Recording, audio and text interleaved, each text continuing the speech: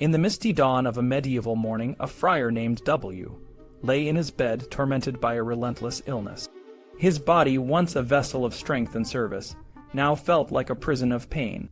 The news of his suffering reached the ears of a compassionate brother, who, moved by the sight of his dear friend's condition, humbly petitioned the authorities to send a skilled healer to his aid.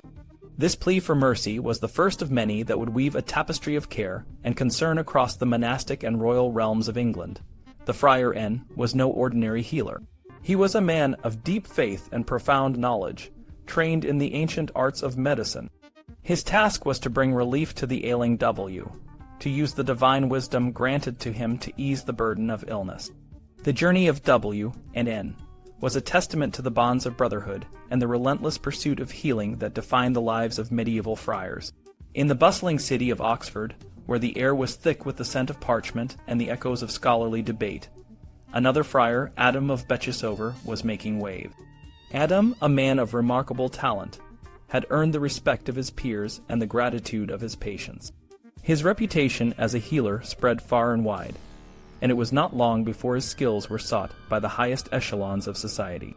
A young scholar whose health had been failing was allowed to travel to Adam, under the watchful eye of the Church, to receive the medical care he so desperately needed. The journey was fraught with danger, but the promise of healing drove the scholar forward, guided by the light of faith and the hope of recovery. The halls of power in medieval England were not immune to the touch of illness. The royal court, a place of grandeur and intrigue, was also a place where the need for skilled healers was ever present. Among the friars who served the royal household was Walter of Bristol, a Dominican who, though not a household name, was a trusted confidant and healer. His presence in the royal court was a symbol of the deep connections between the church and the monarchy, a bond that was as much about spiritual guidance as it was about physical well-being. The story of these friars and their work is one of dedication and innovation. They were not just men of God, but men of science, blending their faith with the knowledge of the natural world to bring comfort to the sick. One of the most notable among them was John of St. Giles, a Dominican friar and physician whose sermons and medical treatises left a lasting legacy. His experiments and cures, recorded in the annals of history, show a man who was as committed to the physical health of his patients as he was to their spiritual salvation. The friar's role in the royal court extended beyond the realm of medicine. They were also confessors, spiritual advisors, and confidants to the king and his nobles. Walter of Winterbourne, a cardinal and confessor to the king, was a figure of immense influence. His position allowed him to shape the moral and religious landscape of the kingdom, guiding the king's decisions with the wisdom of a man who had dedicated his life to the service of God. The friars' influence was not limited to the royal court. They were a presence in the universities where they taught and learned, contributing to the intellectual life of the medieval world. In Cambridge, a city that was becoming a center of learning, the friars played a crucial role. Gelfrid of Lond, a Dominican master in theology, was granted the privilege of serving as a confessor and advisor to the Duke of Aumale, a powerful nobleman. Lond's ability to practice medicine and provide spiritual guidance to the Duke and his household was a testament to the multifaceted role of the friars in medieval society. The friars' work was not without its challenges. The world of medieval medicine was a mix of ancient knowledge, religious belief, and empirical observation. Treatments ranged from the practical, such as the use of herbal remedies and bloodletting, to the mystical, such as the invocation of saints and the use of sacred objects. The friars navigated this complex world with a combination of faith and reason, always striving to find the best way to alleviate suffering. One of the most fascinating aspects of the friars' medical practice was their use of experimental methods. John of St. Giles, for example, was known for his innovative approaches to treating various ailments. His methods, recorded in manuscripts and treatises, show a man who was not afraid to push the boundaries of medical knowledge.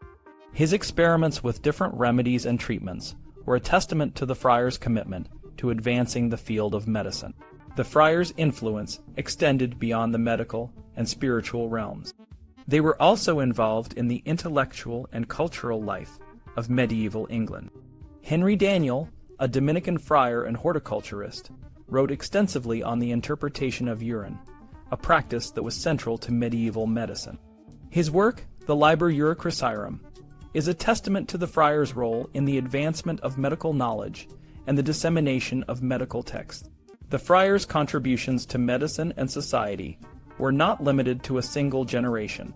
The legacy of men like John of St. Giles and Galfred of Lond continued to influence the practice of medicine and the role of the Church in society for centuries to come. Their stories are a reminder of the enduring impact of the friars on the medieval world, a world that was shaped by their dedication, innovation, and faith. William Holme, a Franciscan friar, was a prominent figure in medieval English medicine. His career as both a medical practitioner and an author is well documented, making him a unique case study in the history of medicine. While the exact details of his life are not fully known, his work and reputation are preserved in the Tabula Medicinae, a comprehensive medical manuscript from the early 15th century. This chapter will explore Holme's medical practice and his contributions to medical writing. William Holme's medical practice is best known through the Tabula Medicinae, where he is mentioned more than 100 times. He is often referred to as per fratrum W. Holme by Brother William Holme at the beginning or end of specific remedies. This indicates that he was a highly respected and frequently consulted physician. Holme's practice was centered in London, but he also treated patients from other regions. One of his most notable patients was Nicholas Fakenham, the Franciscan minister provincial for England. Fakenham held this position from 1395 to 1402, and Holme treated him for colic. As the minister provincial, Fakenham was the highest-ranking Franciscan in England, and his residence was likely at the London Grey Friars. This suggests that Holme had a significant presence in the London friary. Holme's patients were not limited to members of his own order. He treated a wide range of people, including those of high social status. For example, he treated Lady Trussell, who was likely the second wife of Sir Alfred or Avery Trussell, a landholder and MP. Sir Alfred was active between 1399 and 1407, and served as the sheriff of Warwickshire and Leicestershire from 1402 to 1403. Lady Trussell suffered from dysentery, and Holme prescribed a remedy that included myrobalans, an expensive and rare dried plum from India. The Trussell family owned the manor of Billesley in Warwickshire. Thomas, the rector of Billesley, is also cited in the Tabula Medicinae as a source for other remedies. This connection suggests that William Holme not only treated the Trussells, but may have also served as their confessor, and passed on medical knowledge to the compilers of the Tabula Medicinae. His relationship with the Trussells extended beyond London to Warwickshire, indicating that his medical practice had a broad reach. In addition to his practical medical work, William Holme was also an author. He wrote or compiled 2 medical texts, though neither is cited as an authority in the Tabula Medicinae. This suggests that the compilers of the Tabula Medicinae knew Holme primarily as a successful medical practitioner rather than as a writer. One of his works was dated to 1415, which is 1 year before the Tabula Medicinae began its compilation. It is possible that Holme only turned to writing after he stopped practicing medicine. One of Holme's patients, Thomas Fairford, who flourished in the second quarter of the 15th century, provides a useful point of comparison. Fairford, like Holme, was a medical practitioner and author. He spent time at Oxford and read widely in practical medical literature, including the Tabula Medicinae. Fairford's own compilations on medicine and surgery are found in a single 15th century manuscript, British Library, MS Harley 2558. This manuscript, partly written in Fairford's own hand, lists people he treated for various complaints, and is organized similarly to the Tabula Medicinae. It is likely that Fairford modeled his work on the Tabula Medicinae, aiming to achieve the same level of recognition as William Holme. Despite the lack of detailed records of his life, William Holme's reputation as a medical practitioner was well established. Anthony Parkinson, an 18th century historian of the Franciscans, described Holme's dedication to both the spiritual and physical well-being of his patients. Parkinson noted that Holme studied medicine to help both the souls and bodies of people. His success in curing diseases, even those considered incurable, earned him the admiration and love of the common people and the esteem of those in high society. Holme's charitable nature was evident in his willingness to treat patients of all social backgrounds, from the poor to the wealthy, without expecting payment. Holme's medical knowledge was rooted in his philosophical studies, and he believed that his healing abilities were a gift from God. His skill and dedication to his patients made him a highly respected figure in medieval English medicine. His contributions to medical practice and writing continue to be valuable sources for historians studying the role of friars in medieval healthcare.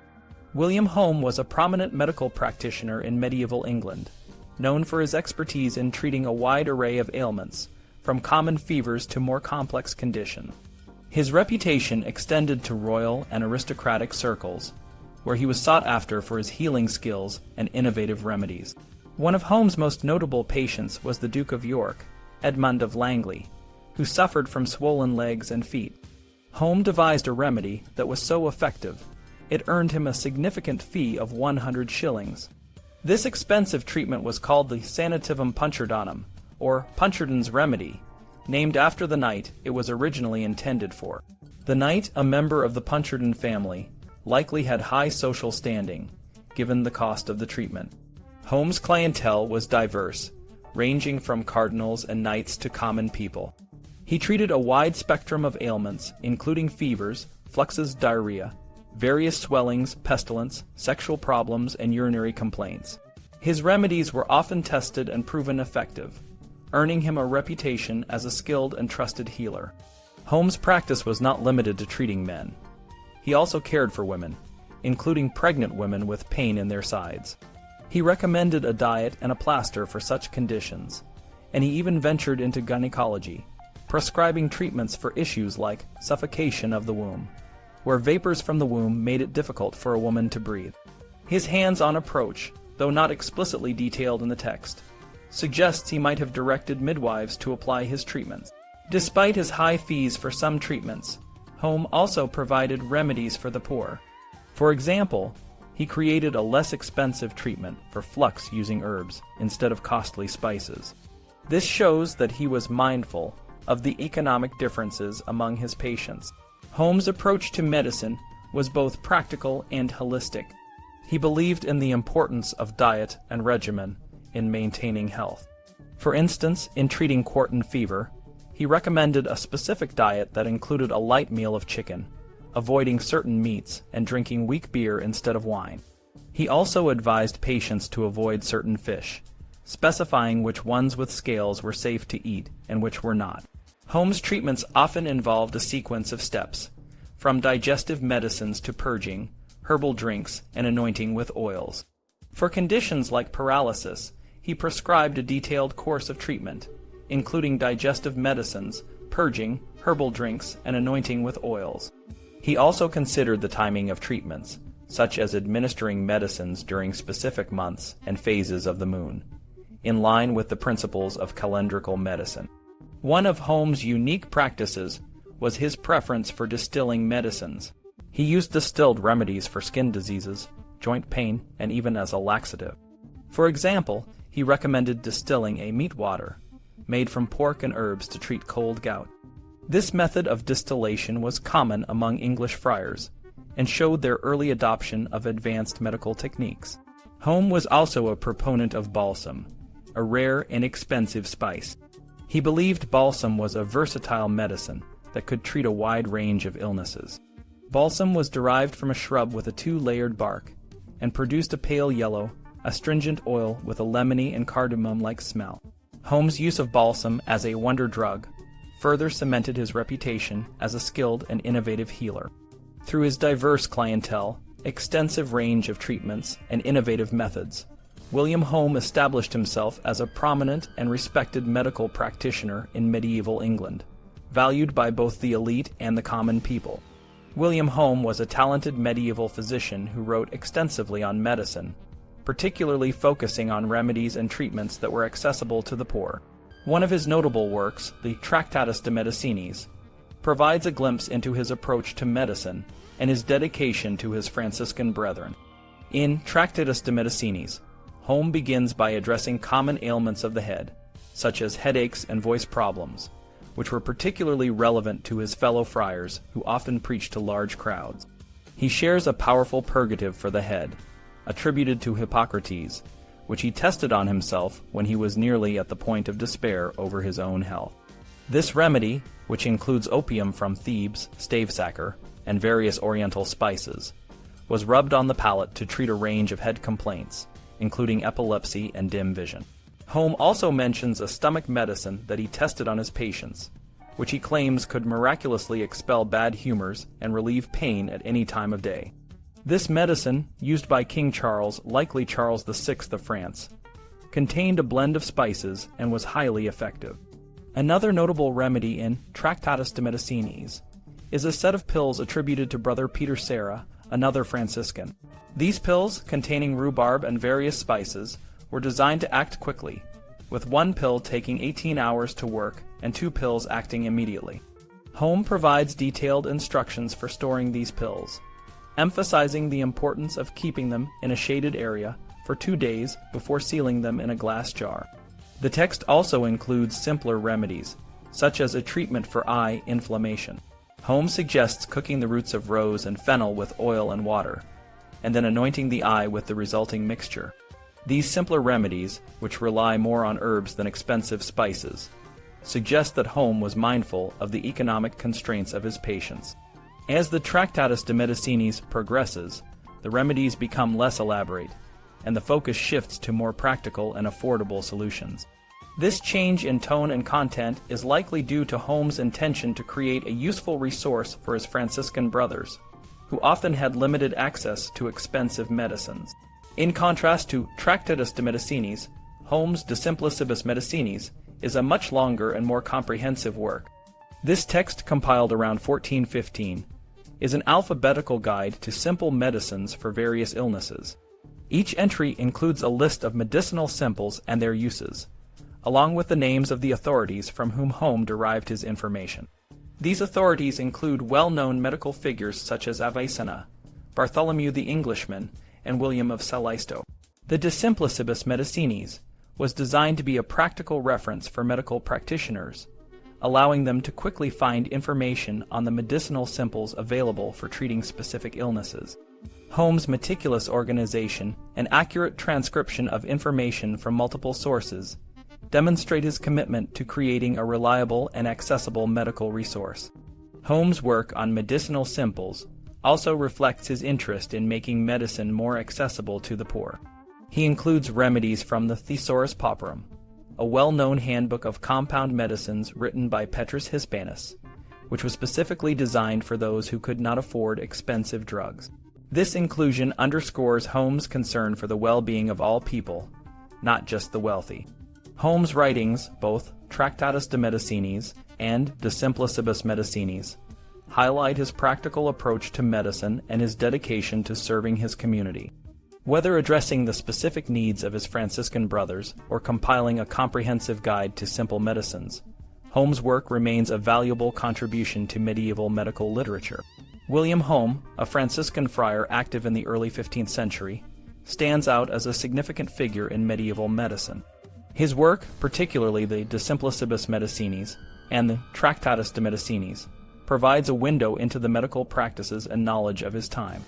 Holme's approach to medicine was both conventional and innovative, drawing on classical authorities like Hippocrates and Galen, as well as the works of Islamic scholars and contemporary Latin texts. In De simplicibus medicinis, Holme compiled a vast array of medicinal simples, or individual remedies, under the heading Matrix, which referred to the womb. This section addresses various gynecological issues, such as suffocation of the womb, prolapse, and other ailments. Each simple, from a brotanum to zurumbet, is listed with its therapeutic uses, though some are challenging to identify due to their Arabic origins. Holme's focus on the womb reflects the broader medieval interest in women's health, and the complex interplay between physical and spiritual well-being. Holme's practical approach is evident in his detailed instructions for administering remedies. For example, he suggests using hyssop, a plant not native to England, to treat hardness and coldness in the womb. This highlights the international trade networks that supplied medieval apothecaries with exotic herbs and remedies. Despite this, Holme does not delve into the sources or cultivation of these plants, a topic more thoroughly explored by his contemporary, the Dominican Henry Daniel. Holme's medical practice was diverse, encompassing both the wealthy and the poor. He charged substantial fees for treating prominent clients, such as the knight Puncherton, but also provided free care to those who could not afford it. This aligns with the Franciscan ideal of serving the needy, reflecting the order's commitment to both spiritual and physical healing. Holmes' work at urban friaries, where he likely encountered a wide range of patients, underscores the role of mendicant friars in medieval health care. Holmes' writings, particularly the De Simplicibus medicinis, were designed as scholarly tools, organized to facilitate the search for specific remedies. This text, like other mendicant compilations, served both academic and practical purposes, finding a readership among university physicians and within friaries. The Tractatus de medicinis, on the other hand, appears more as a personal collection of remedies, perhaps intended for use within the Franciscan community. While Holmes' practice and writings are distinct, they both reflect the eclectic and scholastic nature of medieval medicine. His reliance on classical and Islamic sources, combined with practical experimentation, illustrates the synthesis of knowledge that characterized the period. Holmes' work also highlights the urban context of Franciscan life, where friars were often at the forefront of medical care during epidemics and other health crises. In summary, William Holmes' contributions to medieval medicine reveal a multifaceted approach that bridged theoretical knowledge and practical application. His texts, while differing in scope and purpose, collectively demonstrate the rich and diverse world of medieval medical practice, where the care of the body and the soul were deeply intertwined.